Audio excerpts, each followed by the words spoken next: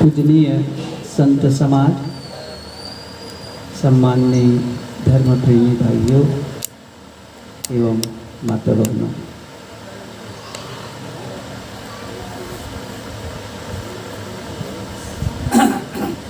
जब किसी काम को लंबे समय तक नहीं करते हैं तो वह काम भूलने लगता है।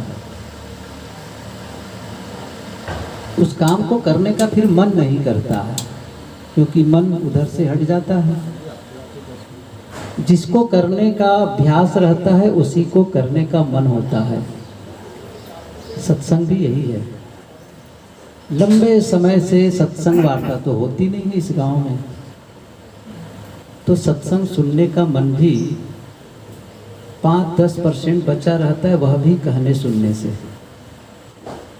और आप यहाँ सुट करके देख सकते हैं, चारों तरफ जो श्रोतागण बैठे हैं उनकी मन स्थिति और क्रियाकलाप को। मैं अभी आया तो देखा, ऐसा नहीं कि मैं कोई कंप्लेन कर रहा हूँ, शिकायत कर रहा हूँ लेकिन जो है, देखिए उन लोगों की गलती भी मैं नहीं कहता हूँ कि ऐसी कोई गलती है, प्रवृत्ति ही ऐसी है प्रारंभ से। देखो दोनों बातें कर रहे हैं गुरु मैं कुछ कहना चाहता हूँ गुरु भाई, आपके लिए ही प्रशंसा कर रहा हूँ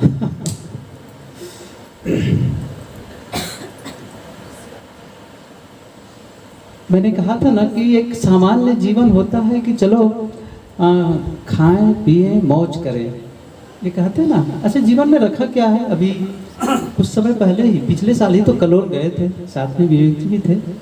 तो वहाँ जो रसोइया आया था, बैठा आया तो कहने लगा मैं ऐसा करता हूँ वैसा करता हूँ। मैंने धारणा बना लिया है कि बस खाओ पियो मौज करो। मैंने कहा भैया खाना पीना तो सरल है, मौज करना सरल नहीं है कहने कैसे कह रहे हैं? मैं कहा खा पी करके आप प्रसन्न हैं, कैसा लगता है आपको? लगता है सब सुख शांति है, आनंद है? अच्छा खा पी तो रोज रहे हैं ना, कैसा लगता है? खाना पीना सरल है, मौज करना बिल्कुल अलग चीज है। क्योंकि मौज मन का स्तर है, मन की स्थिति है। अभी सुन रहे थे मन के विषय में कि मन में जब इस प्रकार के विचार आए जो आपको अच्छा महसूस कराए, और वही जब नहीं है तो फिर उसका उल्टा आना है। देखिए एक चीज को आप समझे, मन बिना सोचे नहीं रहेगा। मन की उपस्थिति का अर्थ ही है, मन का होने का अर्थ ही है उसमें सोच विचार हो, चाहे वह स्मृति हो, कल्पना हो, कोई चिंतन हो, वो मन की उपस्थिति है। कुछ तो होगा। अब आप उसे कौन सी सामग्री दे रहे हैं, कौन सा विषय दे रहे हैं? जैसे आपका पेट, आप पेट का काम क्या है? जो भी जाएगा भोजन उसे वो पचाएगा। कौन सा भोजन डाल रहे हैं ये महत्वपूर्ण है। जैसा भोजन आप पेट में डालेंगे भोजन वही पचाएगा और पेट वही पचाएगा और उसी का रस बनेगा, शरीर उसी से निर्माण होगा। मान लो आपने अपने पेट में गलत भोजन डाल दिया जो आपके लिए नुकसानदायक हो, तो वो तो उसको थोड़ी पता है कि क्या गया क्या नहीं, उसका काम है पचाना। चुनाव आप कर सकते हैं कि यह खाना है वह नहीं खाना है, यह नुकसानदायक है, लेकिन आपने तो डाल दिया अंदर। अच्छा कुछ लोग क्या कहते हैं, गले के नीचे डाल तो छुट्टी मिली। छुट्टी नहीं मिली भाई, वहीं से काम शुरू होता है।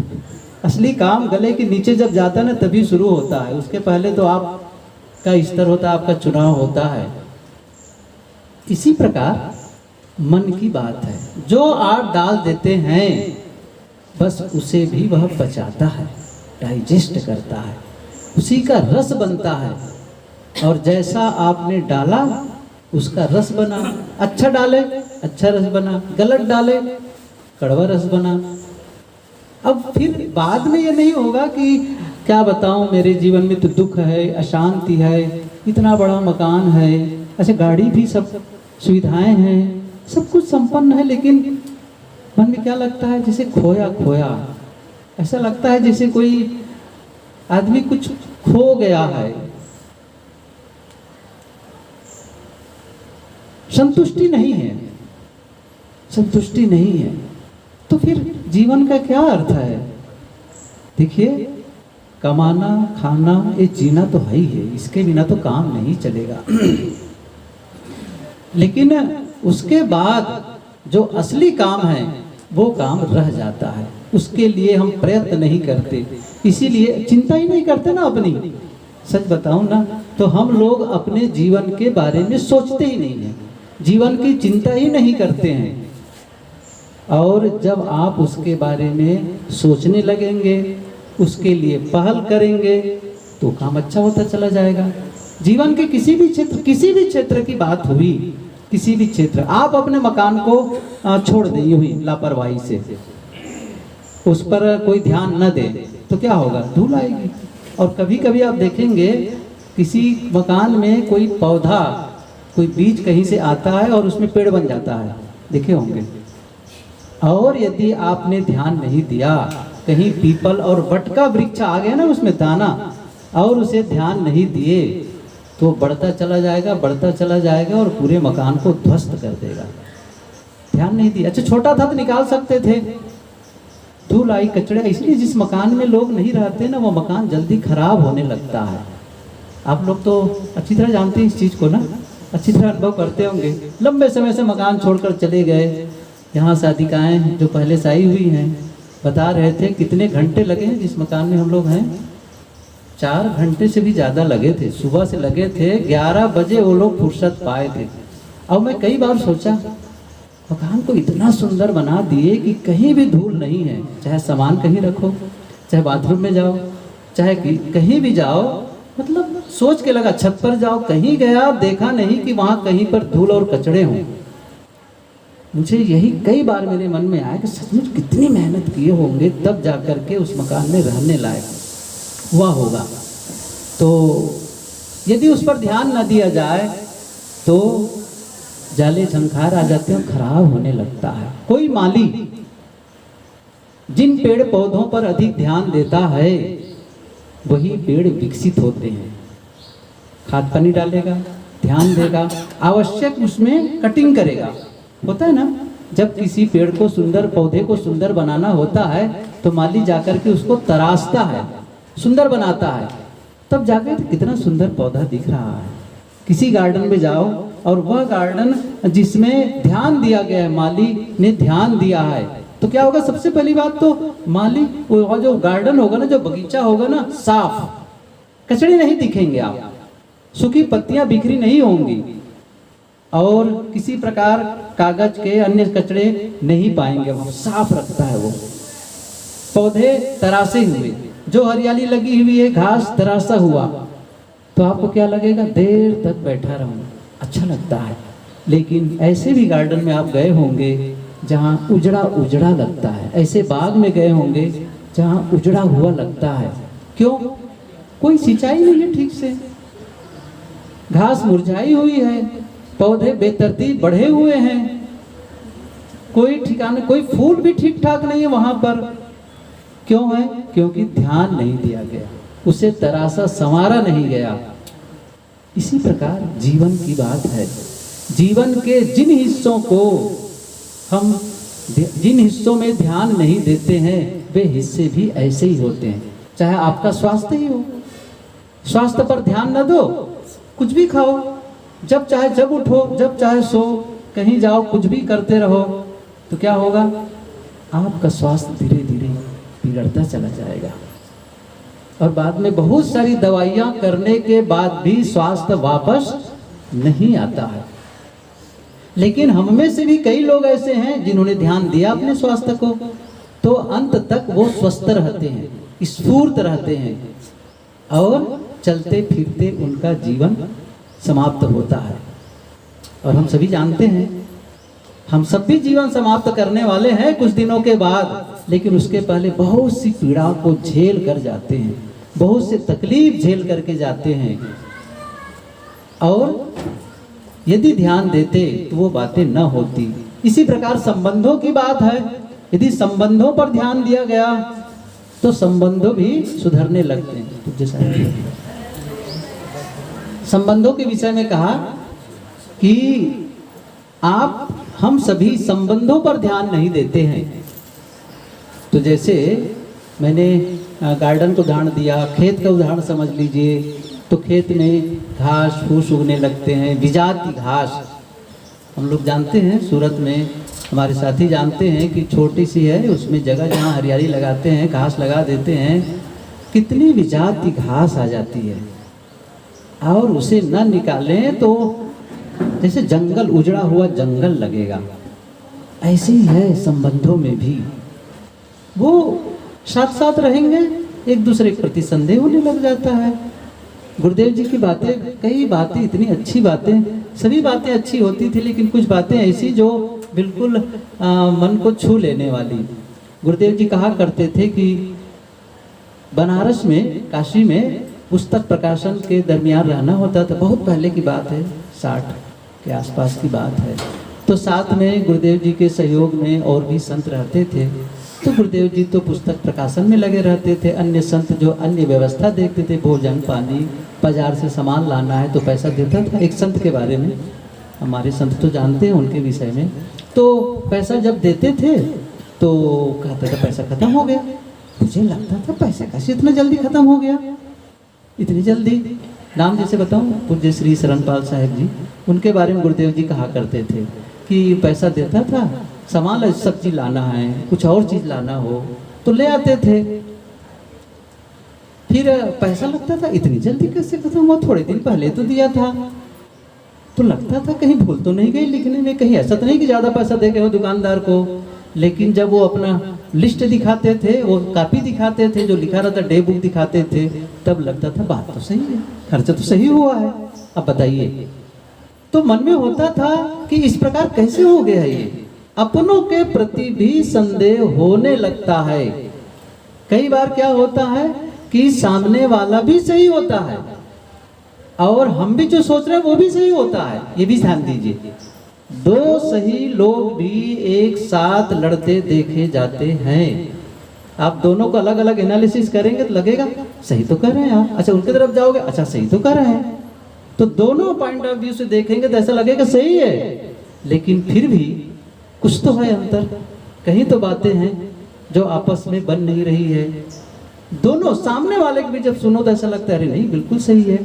अभी एक वक्ता है, बहुत अच्छे पढ़ा रहे थे, अब प्राध्यापक हैं, वे कह रहे थे कि ये जब सुनो, निर्णय लेने की बात आई, उस पर कह रहे थे निर्णय लेने के बारे में, तो कह रहे थे कि ऐसा होता है जब तक सामने वाले को न सुनो दूसरे पक्ष को तो लगता है बिल्कुल सही तो कह रहा है। तो कहा कि एक फंक्शन था, एक विद्यार्थी आए मिलने के लिए, चूँकि वो तो बहुत बड़े IAS PCS अफसरों को, जो विद्यार्थी होते हैं उसको पढ़ाते हैं, तो विद्यार्थी उनसे जुड़े हुए हैं। एक लड़का आया, तो उनके स्कूल से सभी ट्रिप में जा रहे थे, कोई पिकनिक मान लो, उसमें जा रहे थे, लेकिन सभी लड़के जा रहे थे, सभी बच्चे जा रहे थे, लेकिन पिताजी उनको मना कर दिए थे जाने के लिए। कहा देखो ना, पिताजी को ऐसा लगता है जैसे मैं, सभी लोग बच्चे जा रहे हैं और मुझे मना कर दिए कि नहीं जाना है तुम्हें। तो उसने सोचा बात तो सही है, ऐसा भी ज़्यादा पैसा नहीं लग रहा है जितना उनका तनख्वाह है, उसके आधार पर ऐसी ज़्यादा पैसा भी नहीं लग रहा है, रुपये नहीं लग रहे हैं, क्यों नहीं भेज रहा है, सभी बच्चे जा रहे हैं तो इनको भी भेजना चाहिए। वो लड़का इतना नाराज था, ऐसा लगता है जैसे मुझे नालिश उठा लाए हैं, मैं उनका बच्चा नहीं। देखो ना सब लोग जा रहे हैं, मुझे मना करते हैं। परेशान रहा, बहुत नकारात्मक हो गया था। फिर उसे कहा ठीक है बेटा, सही कहते हैं, तुम तो जाना चाहिए, तुम्हें सभी जा रहे हैं तो क्यों नहीं कर रहे हैं। ऐसा संजोग कि उस कार्यक्रम में उसके पिताजी भी आए हुए थे, उनके पास चला गया, तो वो तो सर थे ना वहाँ के, पूछे बातचीत चली कैसे है क्या है। तो कहा कि आपके बच्चे उसके स्कूल के लोग तो आ रहे हैं कहीं पिकनिक में बाहर घूमने के लिए, आपका बच्चा भी जा रहा है। ऐसे ही पूछा उसने, नहीं अपने बेटे को नहीं भेज रहा हूँ। अच्छा क्यों नहीं भेज रहे हो, थोड़ा ही तो पैसा लगना है। कहा देखिए आप तो सर हैं, आपको बताता हूँ, किसी को नहीं बता सकता हूँ। डॉक्टर से चेकअप करवाया था, डॉक्टर ने कहा कि इसके हार्ट में प्रॉब्लम है और इसको कहीं भी बाहर अकेले मत भेजिएगा, कहीं ऐसी जगह जहाँ ऊंची चढ़ाई हो, कुछ हो, ऐसी जगह मत भेजिएगा। एक बात, दूसरी बात, उन्हें भी मत बताना, उस बच्चे को भी मत बताना कि क्यों नहीं भेज रहे हैं इस चीज को, क्यों तुम्हारा को रोका जा रहा है इस चीज के लिए। कहा के तब लगा बात तो सही है, अच्छा पिताजी बिल्कुल सही कह रहे हैं। अब उसको बता दे कि तुम्हारे हार्ट में प्रॉब्लम है तो दिक्कत, अच्छा ना बताए तो नाराज है। अब क्या करें, है ना समस्या कई बार। अच्छा पिताजी सही है कि नहीं है, पिताजी से, अच्छा लड़का सही है कि नहीं है, वो भी सही है, अब क्या करेंगे। तो कई बार ऐसी बातें आती है, हम दूसरे के दृष्टिकोण से जब देखने लगते हैं तो लगता है बात सही है, लेकिन तब है हम अपने ही दृष्टिकोण में अटके रह जाते हैं, दूसरे के में नहीं। तो फिर उसके बारे में फिर क्या होता है, अनावश्यक गलत विचार आने लग जाते हैं। और हमेशा ध्यान रखिए, संबंधों में मधुरता तभी आती है, ऐसा नहीं कि साथ रहने से संबंध बनते ही कैसे, साथ रहने से संबंध नहीं बनते हैं, किसी वस्तु को देने से संबंध नहीं बनते हैं। संबंध, असली संबंध जो बनते हैं ना, वो क्या है, ऊर्जा का आदान प्रदान। ये ध्यान दीजिए, ऊर्जा का आदान प्रदान। ऊर्जा का मतलब जो आप सोच रहे हो सामने वाले के प्रति, वो और वो जो सोच रहा है आपके प्रति, वो दोनों ही संबंध बनाते हैं, दोनों ही संबंध बनाते हैं। और एक नियम है, जब हम सामने वाले के विषय में गलत सोचते रहते हैं तो फिर वो चीज जब वहां जाती है ना, वो एसएमएस की तरह है, समझ रहे, एसएमएस होता है ना, आपने मोबाइल में एसएमएस किया तो कहां पर आप सेंड करेंगे, वहीं तो जाएगा भाई। अच्छा वो कहीं अमेरिका भी क्यों ना हो, वहीं पहुंचेगा।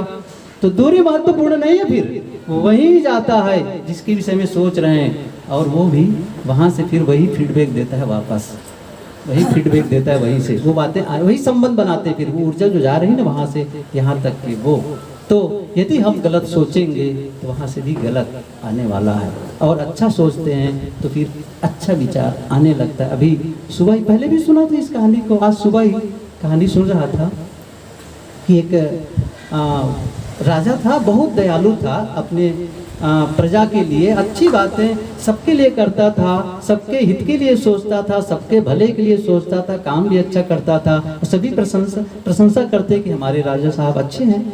एक दिन एक चंदन का व्यापारी उसके यहाँ आया दरबार में। चंदन के व्यापारी को देख करके राजा के मन में कुछ गलत विचार आने लगे, बड़े अटपटे विचार आने लगे, नकारात्मक विचार आने लगे। अब कुछ देर तक जब आते रहे तो व्यापारी तो चला गया, कुछ बातचीत हुई होगी।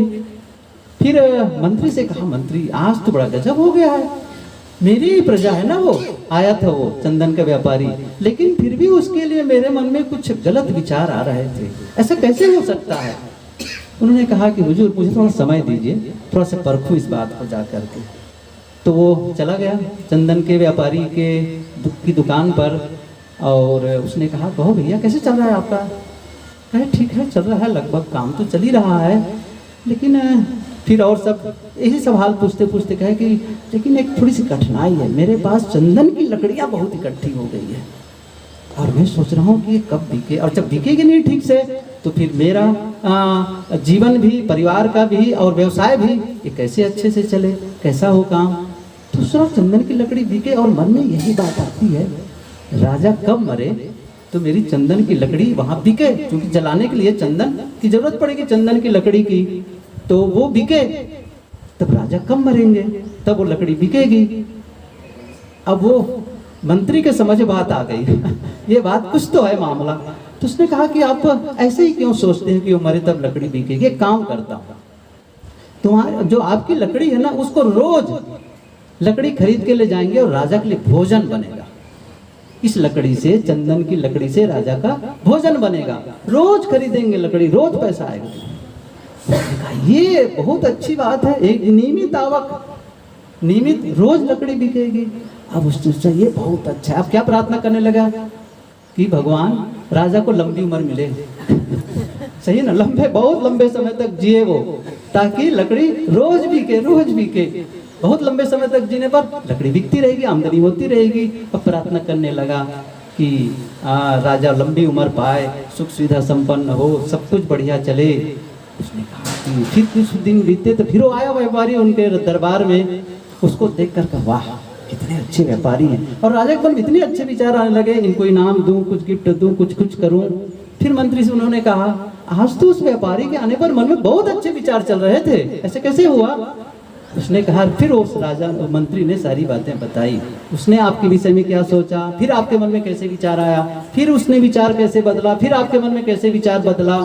देखिए कहानी काल्पनिक हो सकती है, लेकिन एक संदेश है यार, हम आपस में अपने ही अपनों के बीच में इसे हम महसूस कर सकते हैं। मैं क्या कह रहा हूँ, महसूस कर सकते हैं। देखिए किसी के विचार को हम ज्यों के त्यों तो नहीं पकड़ पाते, लेकिन स्पंदन महसूस कर सकते हैं। स्पंदन, जो स्पंदन होता है ना, जो वहां से जो स्पंदन समझ रहे हैं ना, जैसे किसी चीज को हिले, जिसको कहते हैं ना वाइब्रेशन मोड में आप लोग रखते नहीं उसको मोबाइल को, तो कैसा होता है वो, उसी को समझो स्पंदन। उसी प्रकार से हमारे जो बॉडी लैंग्वेज जिसे कहते हैं, शरीर देह भाषा, वो जो बिना बोले भी बोलता है, उसके माध्यम से पता चलने लगता है। चाहे वो चेहरा हो, चाहे वो आंख हो, चाहे वो शब्द हो, चाहे कोई भी एक्शन हो, वो वहां से आने लगता है। उसी से महसूस करने लग जाते हैं हम एक दूसरे के भावों को, विचारों को। मैं ये कह रहा था, जब आप संबंधों पर ध्यान देने लगते हैं तो वहां भी ध्यान देने लगते हैं। ऐसा नहीं कि केवल उनको वस्तु देते हैं, केवल उनके साथ बैठते बातचीत करते, नहीं,